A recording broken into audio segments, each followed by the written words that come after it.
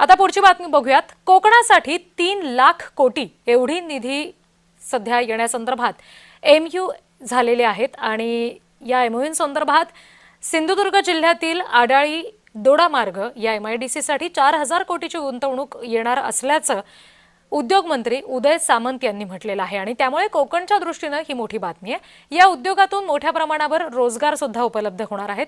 Skill development प्रकल्प सुद्धा यातून मोठ्या प्रमाणावर समोर येतील आणि त्याच्यामुळे सिंधुदुर्ग जिल्ह्याला मोठा फायदा या सगळ्याचा होणार आहे।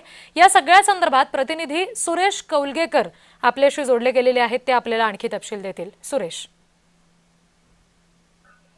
सिंधुदुर्ग जिल्ह्यात मोठ्या प्रमाणात रोजगार निर्माण व्हावे यासाठी उद्योग मंत्री उदय सामंत यांनी मोठी जी प्रयत्न आहेत ते केलेले पाहायला मिळतात। ते अलीकडे धाऊस दौऱ्यावर गेल्यानंतर आज ते मुख्यमंत्री एकनाथ शिंदे यांच्या प्रचार सभेला कुडाळ येथे आले होते। त्यावेळी त्यांनी माहिती देताना एक मोठी बातमी दिलेली आहे, ती म्हणजे सिंधुदुर्ग जिल्ह्याच्या दृष्टीने अतिशय महत्वाची बातमी आहे। ती म्हणजे सिंधुदुर्ग जिल्ह्यात जी आडाळी दोडामार्ग येथे जी एमआयडीसी आहे त्या एमआयडीसीचे पुनर्जीवन हे मोठ्या प्रमाणात होणार आहे। कारण इथे बघितलं तर 3000 कोटीची गुंतवणूक असणारे जे प्रकल्प आहेत ते इथे होणार आहेत आणि त्यासाठी जो एमयू आहे त्या संदर्भात ज्या धाऊस दौऱ्याला गेल्यानंतर त्यांनी हे जे एमयू केलेले आहेत त्यामुळे रोजगार निर्मिती ही मोठ्या प्रमाणात होणार आहे आणि जी स्किल डेव्हलपमेंट प्रकल्प आहेत ते इथे होणार आहेत। त्यामुळे एकंदर पाहिलं तर ही